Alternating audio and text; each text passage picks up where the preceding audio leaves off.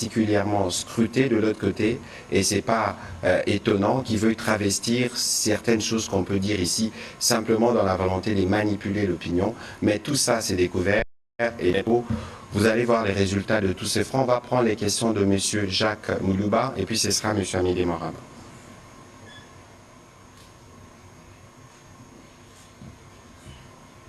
Merci beaucoup. Monsieur le ministre, avant de poser ma question, j'aimerais peut-être dire un mot à votre endroit, puisque depuis 3 mois, il s'est passé énormément de choses positives à votre endroit. Vous avez gagné les législatives nationales, provinciales, vous avez été reconduit au gouvernement. Je crois que si je peux m'auto-proclamer le porte-parole des confrères pour vous féliciter, puisque personne ne l'a fait, et puis tout ce temps, en tout cas, le nouveau narratif a payé et je crois que nous allons cheminer dans cette logique. Merci. Alors la question est adressée à Madame la ministre d'État. D'abord une question d'actualité. Le récent rapport des experts de l'ONU vient de citer, outre le Rwanda, l'Ouganda, dans ses hostilités, d'avoir facilité le transit des éléments du M23 et même de l'armée rwandaise pour occuper les territoires, certains territoires congolais. Alors, en tant que ministre des Affaires étrangères, quelle est votre interprétation? Est-ce que nous allons commencer à voir autrement, penser autrement nos relations diplomatiques avec l'Ouganda par rapport à cette question? Ça, c'est la première. Et la deuxième, elle est toute petite. On a parlé de la trêve ici, décrétée par les États-Unis, vous avez répondu, mais moi, je reviens avec une petite précision. En diplomatie, vous êtes une rodée dans la matière.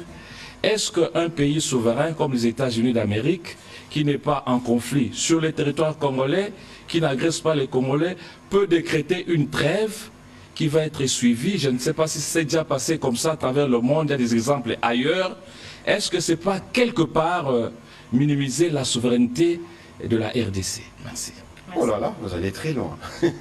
Madame la ministre d'État. Je vais commencer avec la dernière question. Je pense que nous devons contextualiser l'initiative des États-Unis d'Amérique de proposer une trêve dans le cadre des bons offices. Et les bons offices en diplomatie, tout le monde peut en faire usage. Je pense que les États-Unis d'Amérique en ont fait usage parce qu'ils ont un accès facile à la République démocratique du Congo et le Rwanda, et se proposent justement pour faciliter une trêve. Une trêve, encore une fois, humanitaire, qui pour nous est importante parce qu'elle offre un répit à nos populations. Donc je ne le prendrai pas dans un terme, dans des termes dans des propos aussi forts que les vôtres, mais je les salue plutôt comme un effort de bons offices d'un État membre et surtout un État permanent, membre permanent du Conseil de sécurité, qui veut contribuer à travers cette trêve à aussi une désescalade d'une situation qui quand même très rapidement et très souvent a pris des envergures extrêmement inquiétantes. Est-ce que cela suffit? Je pense que nous pourrons avoir une conversation là-dessus aussi. Nous attendons plus des États-Unis d'Amérique. Les bons offices sont très importants, justement pour faciliter ou pour proposer des mesures telles que des trêves à laquelle nous avons adhéré, mais il y a aussi d'autres leviers que nous attendons que les États-Unis d'Amérique activent pour créer des conditions propices à un dialogue plus sincère. Et là, il y a tout un arsenal d'options. Il y a des sanctions, il y a des sanctions politiques, des sanctions ciblées, des sanctions économiques. Il y a aussi des prises de parole plus robustes. Et nous comptons sur les États-Unis d'Amérique de faire plus d'usage de leurs bons offices, justement, pour puiser un peu plus dans leur arsenal d'outils qui pourraient conduire à une situation plus propice à une résolution durable du conflit. Vous avez aussi évoqué le rapport du groupe des experts qui vient de sortir et qui évoque une possible présence et aussi collusion entre des éléments des UPDF et des M23 et des RDF. Je voudrais quand même rappeler le cadre global dans lequel tout cela se passe. Nous menons depuis déjà plusieurs plus d'une année, en tout cas l'opération Shuja dans le Grand Nord du Congo, du Grand Nord du Kivu, avec les forces armées ougandaises, les UPDF. Donc nous collaborons sur beaucoup de sujets, nous collaborons aussi dans les questions d'infrastructure dans la zone de Beni, de Kasindi, mais évidemment nous sommes préoccupés par ce rapport, nous sommes aussi préoccupés par des sources de nos propres services qui indiquent aussi des tendances similaires.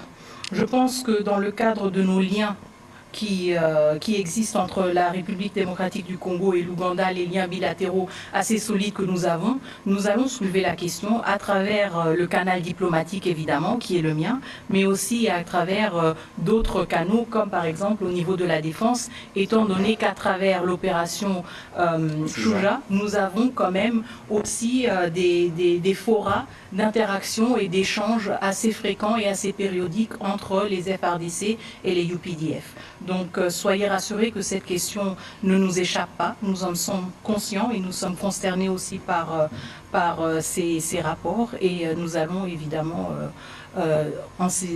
saisir cette question.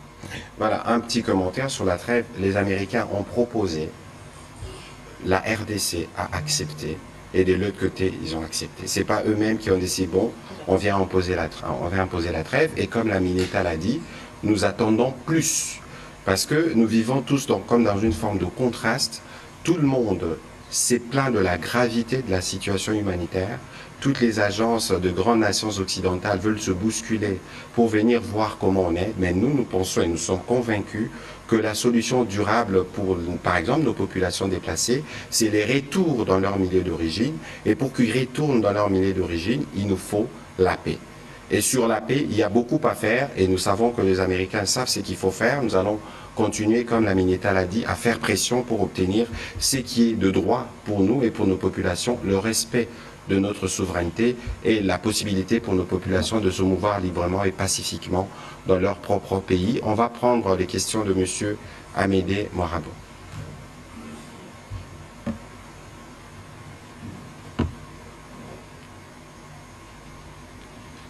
Merci beaucoup, Excellence, Monsieur le Ministre, pour la parole. Amédée Moirabo pour Deskeco. Excellence, on assiste à une vague de sanctions au niveau international contre les Rwandais. Il y a l'Union européenne qui a suspendu son aide de 20 millions d'euros, son aide militaire de 20 millions d'euros. Je ne cite pas ici toutes ces initiatives de médias pour fragiliser davantage les régimes de Kagame. Alors, la RDC réclame un dialogue direct avec Kagame. Est-ce que pensez-vous que le timing est le bon en ce moment où la communauté internationale prend de plus en plus conscience de cette agression rwandaise? Est-ce que vous ne trouvez pas que les dialogues directs entre les deux chefs d'État de la RDC et du Rwanda pourraient donner de béquilles à Paul Kagame? Amédée, je n'ai pas envie de vous laisser terminer votre question parce qu'il n'est pas question de dialogue avec le Rwanda. La Mineta l'a dit tout à l'heure, elle va être précise encore à ses propos pour éviter justement ce travail des manipulations, vous-même vous l'avez évoqué, qui est fait quotidiennement par le Rwanda, puisse enraciner dans la tête de nos compatriotes que nous voulons dialoguer. Non, nous voulons la paix et le cadre qui a été fixé pour qu'on ramène la paix, c'est la feuille de route du Rwanda. Terminez votre question. Oui, voilà. Je peux enchaîner avec une sous-question sur les sanctions. Excellence, on avait commencé avec des sanctions contre les Rwandais, avec la suspension notamment des activités des Rwandeurs, de la collaboration avec les Rwandais à ce concerne Sakima. Pourquoi la RDC ne continue pas avec des sanctions économiques contre les Rwandais? Une sanction, par exemple, qui irait dans le sens d'interdire toute transaction entre les entreprises rwandaises et la RDC et les Congolais. Est-ce qu'une telle sanction, pour vous, ne pourrait pas produire des effets, madame? Merci beaucoup. Alors, je reviens brièvement sur le point du dialogue.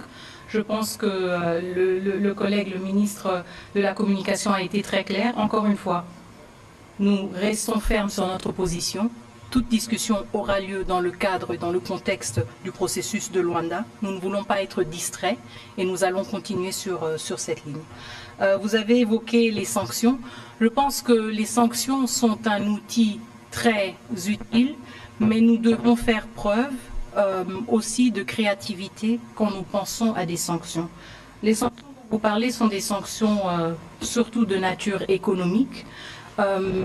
Et c'est peut-être une question aussi qui est plus indiquée pour mes autres collègues qui vont certainement aussi faire leur passage ici. Nous avons parlé de plusieurs fronts. Et aussi du front économique. Votre suggestion, personnellement, je pense qu'elle peut avoir une portée et un impact, mais nous devons réfléchir aussi sur cet impact. Quand nous pensons à des sanctions économiques de cette envergure, qui sont les gens qui seront les plus affectés? Surtout dans certaines parties du pays où nous avons quand même une forte communication et peut-être dépendance, si on veut le dire comme ça, mais une forte communication entre les communautés, que ce soit les communautés congolaises ou les communautés rwandaises. Le chef de l'État le rappelle toujours, et je pense que nous devons nous accrocher aussi à ce message. Il ne s'agit pas d'un conflit entre le peuple congolais et le peuple rwandais. Et donc, quand nous pensons à des sanctions et des sanctions économiques d'une telle envergure, il y a évidemment cette dimension-là dont nous devons tenir compte, que ce soit de notre côté ou du leur. Qui est la personne la plus affectée? Est-ce que ce sont des personnes vulnérables? Est-ce que ce sont des personnes qui dépendent de ces commerces? Est-ce que ce sont des existences que nous allons plonger dans la pauvreté à travers ce genre de sanctions? Donc je pense que c'est quelque chose qui doit être examiné en profondeur. Je n'ai pas tous les éléments, donc je ne vais pas vous dire que votre recommandation ou votre suggestion n'a pas de pertinence, mais nous avons une responsabilité tout d'abord envers notre propre population de nous assurer que les sanctions et les autres mesures et les démarches que nous entreprenons soient bien ciblées, bien calibrées et atteignent vraiment leur cible et leur objectif. Et je ne voudrais pas qu'on se retrouve dans des situations où nos populations doivent payer le prix, justement. Alors, s'il faut peut-être compléter la Mineta, vous avez vu récemment, nous avons reçu la visite ici de maître notamment William Bourdon, et des avocats de renom du cabinet Robert Amsterdam qui travaillent avec nous étroitement dans la plainte ou dans la démarche que nous avons enclenchée contre Apple, parce qu'aujourd'hui nous voulons être en mesure de retracer tous ceux qui bénéficient de produits qui sortent par la fraude. Et lorsque vous lisez les rapports des Nations Unies qui est sorti aujourd'hui, qui cite même une entreprise rwandaise apparemment qui produit de l'or, mais vous savez tous que le Rwanda ne détient pas de l'or dans son sous-sol. Et donc, il y a cette pression que nous faisons sur tous ceux qui bénéficient directement ou indirectement de produits qui viennent des assassinats et d'autres crimes commis par le Rwanda. Nous sommes sûrs que ce travail finira par aboutir, parce que ça prend du temps, comme la Mineta l'a dit tout à l'heure, mais de ces points de vue, nous sommes vigilants et, à mon avis, ce sera la meilleure forme de sanction économique pour ceux qui, depuis 25 ans, ont construit leur modèle économique sur base du pillage de ressources dans l'Est de la RDC. Et que nos populations, comme le président de la République l'a dit et le répète, nos populations n'ont pas de problème, c'est un régime qui a choisi la voie de la prédation. Vous avez parlé de Sakima, vous avez parlé des Determinated. J'étais là en juin 2021 à l'hôtel Serena lorsque, devant tout le monde, devant toutes les caméras du monde, on a pensé, comme on est pays voisins, qu'on pouvait collaborer économiquement dans la transparence qu'il faut. Mais c'est clair que pour le Rwanda, la meilleure méthode de vivre, c'est le vol, c'est le viol, c'est les pillages systématiques, comme commencé depuis 25 ans. Et cette fois-ci, c'est déjà les débuts de la fin. Nous aurons les résultats dans les mois qui viennent. En tout cas, nous avons une Amazon à ma droite. Madame, passez-moi l'expression. C'est clair qu'avec toute la douceur qu'il faut, mais toute la détermination, nous allons porter notre voix pour être sûrs que nous obtenions raison pour toutes nos populations. On va prendre les questions de M. Benoît Niemba, puis ce sera Oscar Mal.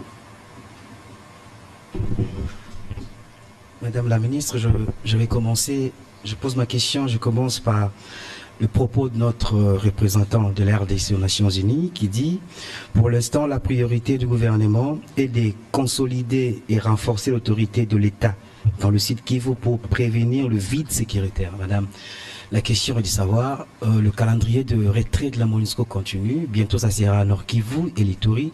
Craignez-vous pas le retrait de la MONUSCO au Nord Kivu, c'est site Kivu, que ça crée un vide sécuritaire? Merci beaucoup. Par rapport à au désengagement, au plan du désengagement de la MONUSCO, je voudrais quand même rappeler qu'il s'agit d'un plan qui a été élaboré conjointement et avalisé par le gouvernement de la République démocratique du Congo et les Nations Unies. Et ce plan est structuré en 3 phases principales. Comme vous le savez, la première phase couvre la province du Sud Kivu, la deuxième, la province du Nord Kivu, et la troisième, la phase finale, l'Ituri. Et le 25, son Excellence Madame la Première ministre s'est rendue à Kaboul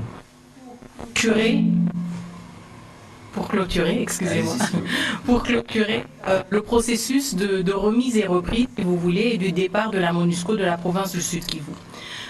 C'est un processus qui était, je pense, riche en expérience, en apprentissage, en particulier à cause parfois une certaine utilité sécuritaire. Je pense que c'était aussi l'occasion saisie par le gouvernement pour montrer qu'on reste aux côtés des populations du Sud Kivu et que le départ de la MONUSCO ne devrait pas être une source d'inquiétude.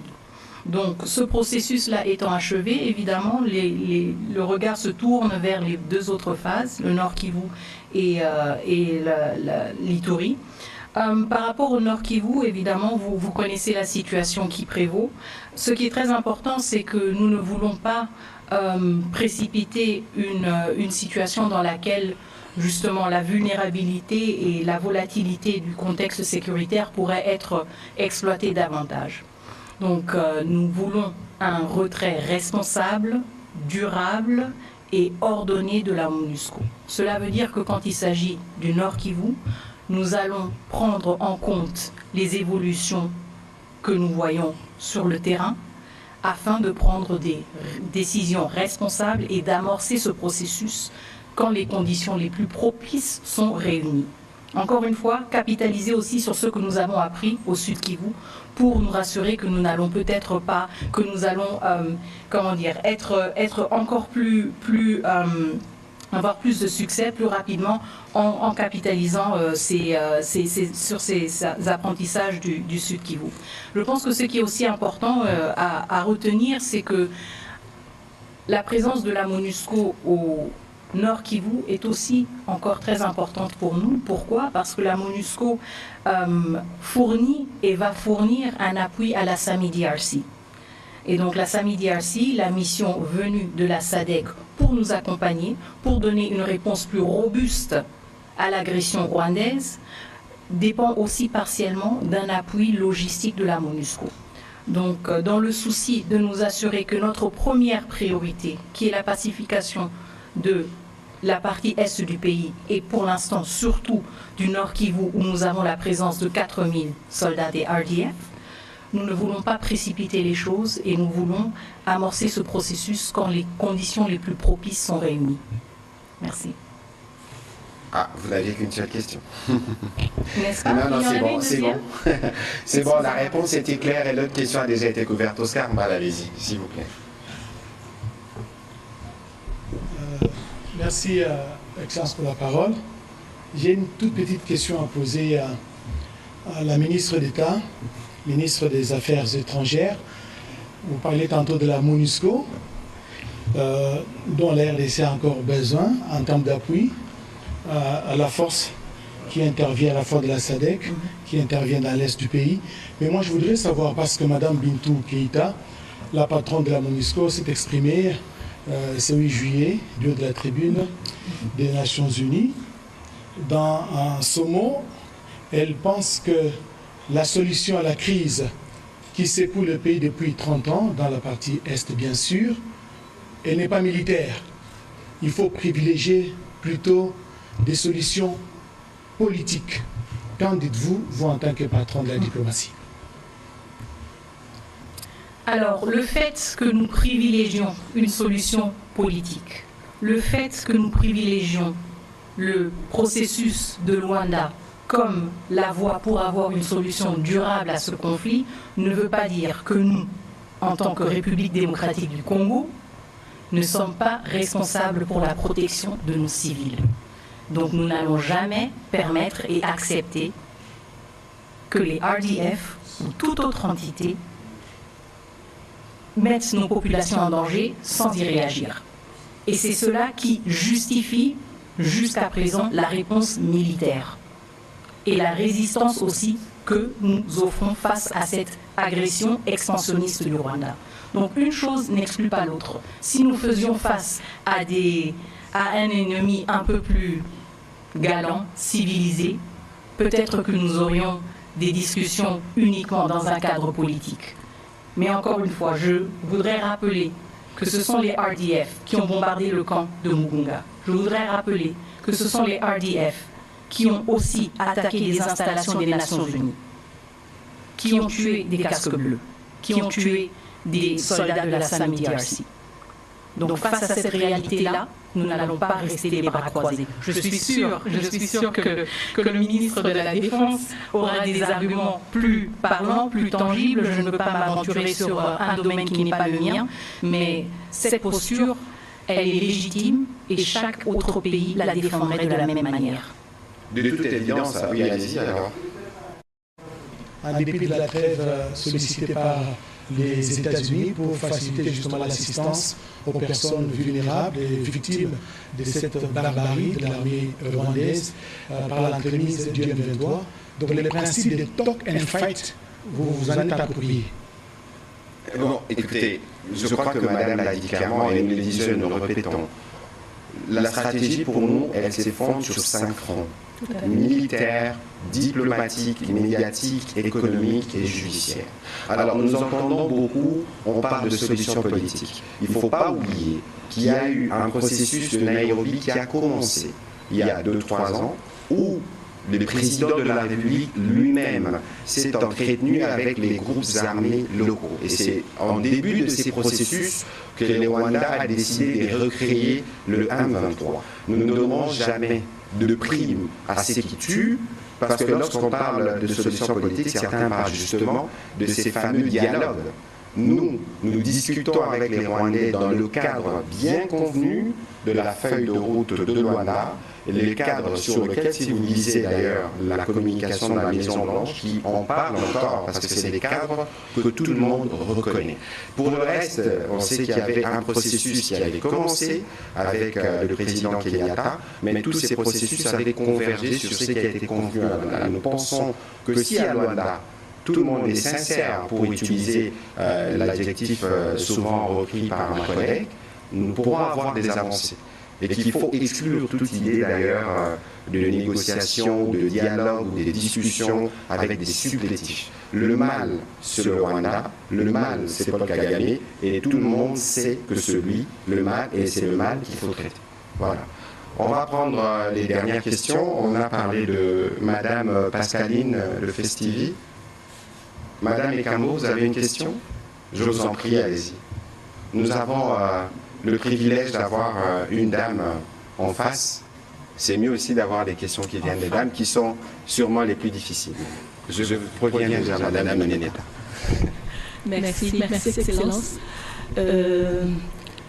Maintenant, je vais...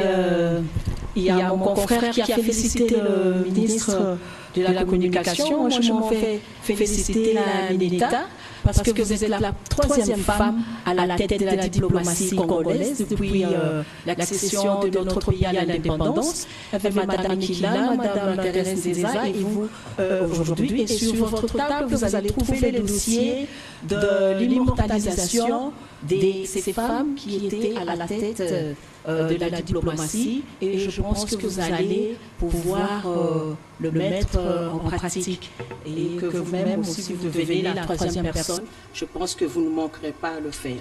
Alors ma question, c'est sur cette diplomatie dont vous parlez.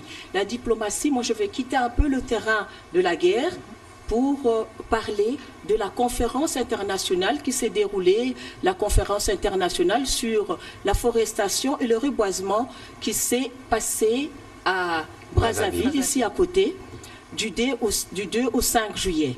Mais je remarque qu'il y a eu aussi à côté, pendant cette conférence, première conférence internationale, il y a eu le sommet de chefs d'État. Il y a eu 5 chefs d'État, le Gabon, le Centrafrique, l'Éthiopie, le Ghana, le Congo-Brazza, mais on n'a pas vu la présence, on n'a pas senti la présence de la RDC. Est-ce que c'est un signe d'un refroidissement de relations entre les deux pays ou je ne sais pas, vous pouvez nous en parler un peu. C'est là vraiment ma question clé. Très bien. Merci beaucoup.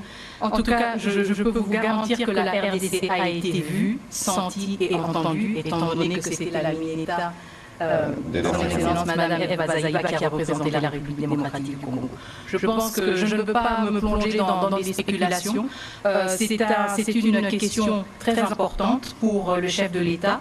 Nous parlons souvent de la République démocratique du Congo comme le pays solution, et ce n'est pas juste un slogan, c'est quelque chose auquel le chef de l'État tient beaucoup, et la RDC a été valablement, je n'en ai aucun doute, représentée par son Excellence Madame Eva Zaïba.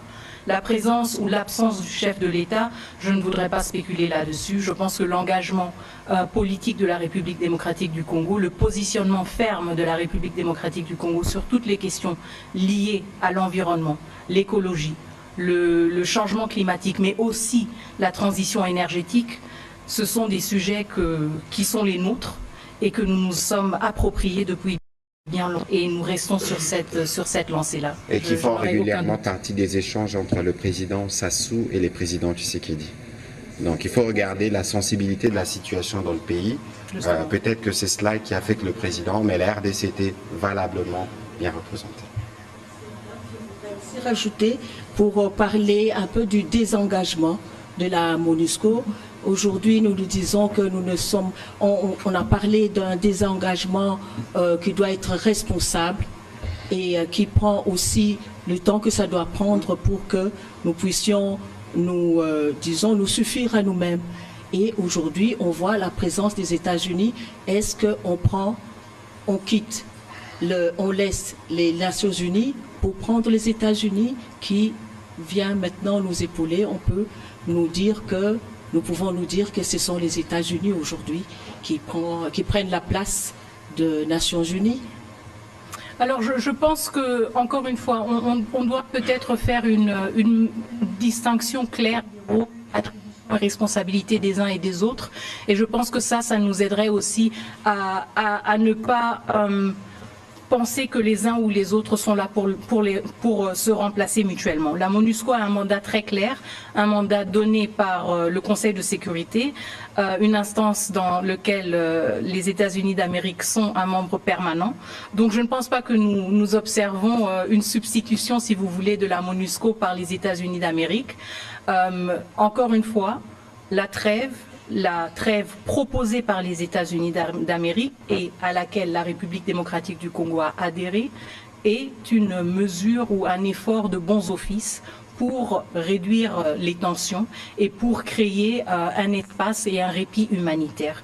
Je ne pense pas que nous pouvons aller si loin de dire que la MONUSCO sera remplacée par les États-Unis d'Amérique. Je pense que nous voyons une mobilisation de plusieurs acteurs, et ce, à travers différentes structures, à travers différentes démarches. Les États-Unis sont aussi actifs au niveau du Conseil de sécurité, mais ils l'ont été aussi à travers cette trêve en faisant usage de leurs bons offices. C'est comme ça que je répartirai les choses.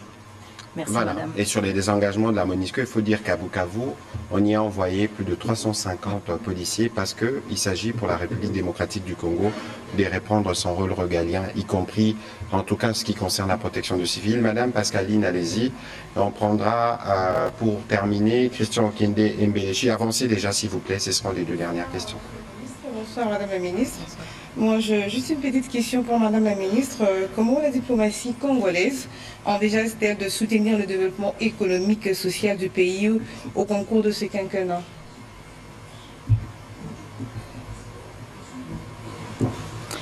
Merci beaucoup. Comme je le disais, nous voulons plus de diplomatie. Ça veut dire que nous voulons aussi élargir l'éventail de ce que nous faisons en diplomatie en tant que diplomate. Cela veut dire aussi faciliter les échanges, les prises de contact entre les différents pays, avoir des nouveaux partenaires et à travers cela, justement, avoir plus de développement économique, plus de développement social. Concrètement, il s'agit de grandes commissions mixtes que nous organisons par exemple dans un format bilatéral. Nous voulons renforcer ce mécanisme qui existe déjà et dont nous disposons avec certains pays. Nous voulons redynamiser pour nous assurer que les engagements que nous avons déjà pris avec certains pays portent des fruits. Donc il s'agit d'aller au-delà des engagements, au-delà des accords et accompagner comme nous le pouvons pour avoir une mise en œuvre concrète des engagements pris par exemple dans le contexte de grandes commissions mixtes. Mais cela veut dire aussi que nous voulons être plus courageux, plus osants et plus ouverts à de nouveaux partenariats. Quand nous pensons à un développement économique et social, je pense qu'il y a aussi tout un éventail de nouveaux partenaires que nous pouvons explorer, que nous pouvons rencontrer et intéresser à venir en République démocratique du Congo et aller au-delà de partenariats, si vous voulez, traditionnels. Et il y a justement une panoplie de partenariats et aussi de modalités de coopération que nous pouvons mettre à contribution pour accélérer et pour consolider les acquis déjà faits dans le domaine du développement économique et social et dans l'amélioration aussi des services de base pour les populations congolaises. Merci. Voilà, merci mesdames pour la clarté de la question et la clarté des réponses. Monsieur Okende, allez-y, et puis monsieur Mbelechi se prépare. Merci beaucoup la parole, monsieur le ministre. J'ai une question.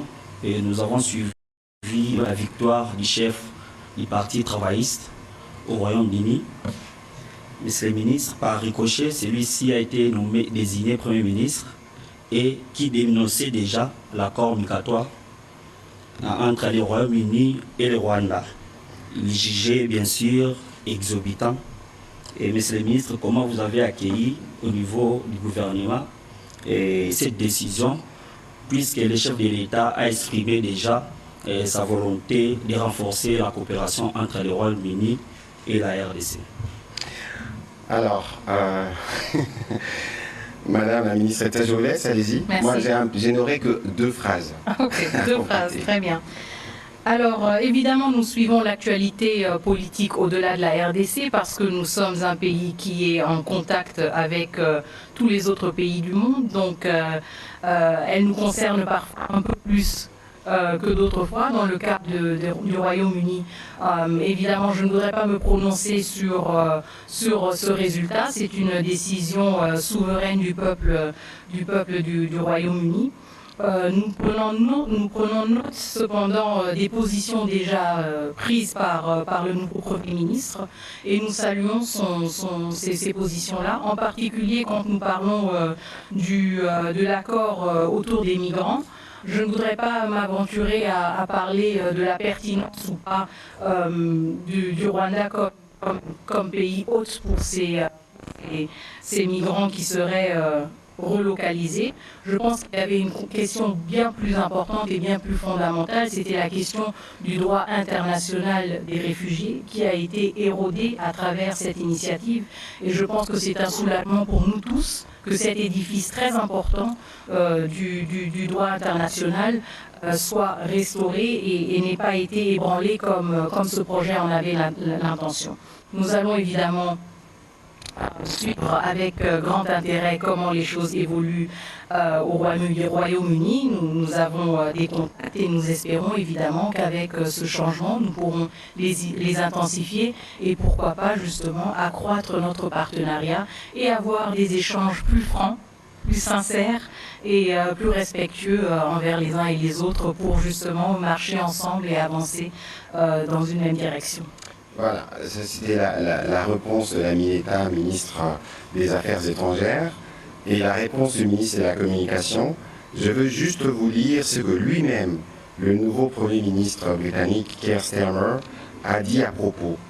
Ce projet était mort et enterré avant même de commencer. Il n'a jamais été dissuasif. Je ne suis pas prêt à continuer avec des mesures gadgets. C'est les fameux deals du siècle au nom duquel certains pensaient à tout prix obtenir le parrainage du gouvernement britannique. Eh bien, de ce côté-là aussi, rien ne va. Et si vous regardez bien le contexte international aujourd'hui, il y a beaucoup d'hostilité vis-à-vis du Rwanda, un sentiment de ras-le-bol pour ces pays agresseurs, pour ces pays, j'allais dire encore, menteurs, parce que c'est sur la rhétorique du mensonge que le pays a été construit. Et donc, si vous regardez la série des événements, je commence par la publication, la sortie des enquêtes du consortium des journalistes Forbidden Stories. C'est vous, les journalistes, qui avez démonté cet empire où personne n'a droit à la parole. Et d'ailleurs, il y aura une parodie d'élection dans une semaine où même les candidats de l'opposition ont été choisis par le pouvoir. On peut déjà deviner ce que seront le résultat. Vous avez vu que l'aide militaire de l'Union européenne a été gelée. Vous avez vu l'Amérique pointer du doigt clairement le Rwanda dans ce qui se passe ici. Et tout ça, ne pensez pas que c'est l'effet du hasard. Je crois que c'est le travail que nous avons commencé avec le président de la République et qui sera particulièrement suivi et renforcé par l'action de la nouvelle ministre d'État qui nous permettra, sur le front diplomatique, d'obtenir des résultats. Et on ne s'arrêtera pas là, parce qu'il y a un front judiciaire pour lequel, le moment venu aussi, nous allons exiger des réparations et donc compter sur nous pour utiliser tous les moyens à notre disposition pour mettre fin à ces aventures criminelles dans l'est de notre pays depuis près de 30 ans. On va terminer avec la question de M. Béchi. Merci, Monsieur le ministre. On aimerait savoir si l'armée tchadienne va rejoindre les troupes de la SADC. Et puis, à Madame la ministre d'État, ministre des Affaires étrangères, ma question, je la pose en anglais. When will the Rwanda peace processes resume? La même question, vous allez la répondre aussi en français. Quand est-ce que, quand la réussite des pays de Rwanda? Okay. Alors, je ne sais pas si je peux répondre à la question sur l'armée tchadienne. Vous étiez au Tchad avec le président de la République, donc c'est vous qui êtes plus outillé pour y répondre, madame. Bon, le Tchad n'étant pas membre de la SADC, déjà un déploiement militaire de l'armée tchadienne dans le contexte de la SAMI-DRC n'est pas une option. Donc je pense que ça c'est une question assez simple à répondre. Votre deuxième question était par rapport à la reprise des pourparlers à Luanda et vous vouliez que je réponde en anglais. Okay. So, again, the government of the DRC has been very clear on its priority to have a durable political solution to the current conflict. And there is only one framework that we recognize, and it is the Luanda process. I had the privilege to meet my counterpart from Angola, His Excellency Tete Antonio, last week. As you know, Angola has been facilitating the mediation of this in this process, and we have been very clear. We want a durable solution. We want a political solution, and we are ready to resume the talks in Luanda, only in Luanda. What is very important here, nevertheless, is that bearing in mind that the last meeting was held in March 2024, a lot has happened since then. We had the bombing of Mugunga IDP camp. We had the military expansionism of the RDF in North Kivu, and we have had a few haphazard media stunts in the last 48 hours. And all that goes to point to one issue. When we resume the talks in Rwanda, we want these talks to be sincere. We want all stakeholders to engage in this process with sincerity and not in the pretense that we are here to find solutions, but actually wasting our time. So this is where we stand on Rwanda. We are ready to resume the talks, but we want talks to be honest and to be solution-driven. This is our expectation for Rwanda. Thank you. Voilà, donc... Vous en demandez trop. Je reviendrai. Je crois que... je crois que la ministre d'État qui répondait à une question en anglais, vous avez compris que la guerre en français et en anglais est partout. Et donc la ministre est résumée parce que la question de Béléchi consistait à savoir à quand la reprise du processus de Luanda. La dernière réunion a eu lieu en mars 2024. Et entre-temps, il y a eu beaucoup d'événements sur le terrain, le bombardement de Lunga, l'expansion du Rwanda à travers ses supplétifs dans les territoires de la République démocratique du Congo. Le processus, nous venons, pour nous, nous considérons que la feuille de route de Luanda, c'est le seul schéma qui peut nous permettre de revenir à la paix. Les discussions pourront reprendre, mais nous voulons des discussions sincères et honnêtes.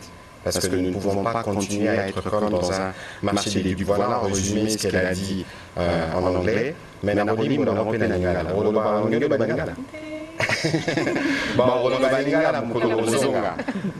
oyo madame ministre d'État lobi eza boye bomonaki bafoto barwande batiaki na bareseau sociaux lobi ezalaki oyo babengaka na lopoto discussion informelle parce que soki ezalaki badiscussion ya kafukafu ye moko alingaki akende ezalaki eloko moko efale même pas omonika ndenge ezalaka entre baekolo baréunion mosusu esalamaka na ndenge asese bosali baréflexion kasi bango comme bayebi ke baza déjà mal à l'aise bato nyonso bayebi mobulu na kobomo bazosala na este RDC balingi bandeto balingala basaute premier bakoloba non bon voilà tala kutu bakongole bango tozosolola ezalaki kaka RDC na Rwanda te ezalaki bapays nyonso ya communauté de l'Afrique de l'Est kane bawelisaka bafaire fuitaka badocument mpona Luanda tozalaka na VPM lutundula awa bawelisaka kofuite badocument otala kutu boye comme baza mpe na bamoyen ya lokuta mingi yango nalobaka nazobeta sete mingi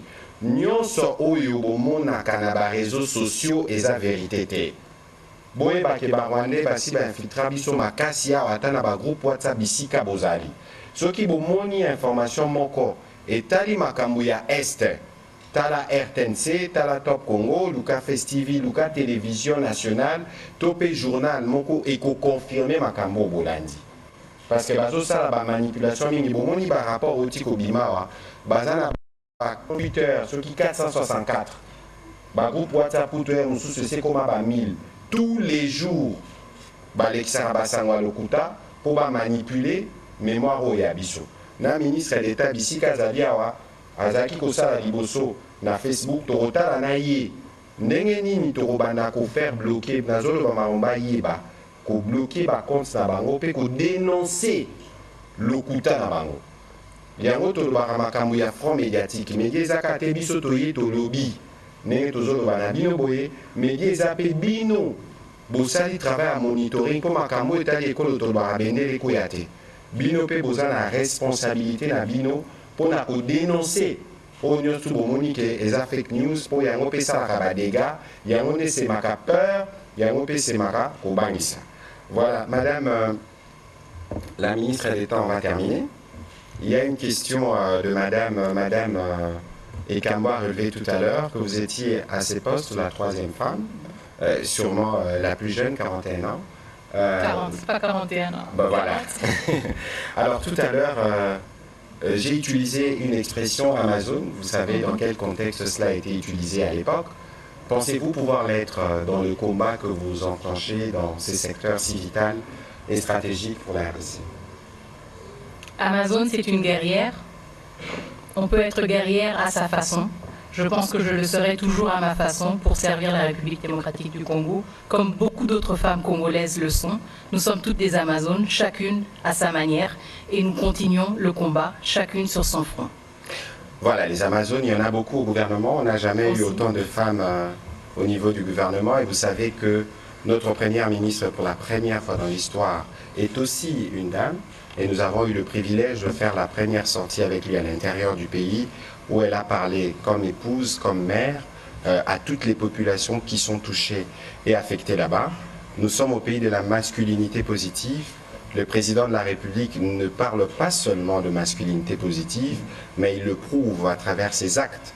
Et je pense que ces premiers actes de cette série des briefings qui vous permettra de découvrir d'autres femmes qui sont au gouvernement vous permettront de vous faire une véritable opinion du président de la République à ses propos, parce que le leadership de la femme est aussi important que le leadership de l'homme, et c'est dans ces contextes que la première ministre Judith Suminwa nous encadre. Nous pensons pouvoir relever les défis, non pas seulement dans les secteurs de la diplomatie, qui a fait l'objet de nos discussions ce soir, mais aussi dans les secteurs de l'éducation, dans les secteurs de la jeunesse, dans les secteurs de l'enseignement supérieur. Et si vous regardez bien, vous allez voir que la ministre de l'Éducation nationale et nouvelle citoyenneté, c'est une dame.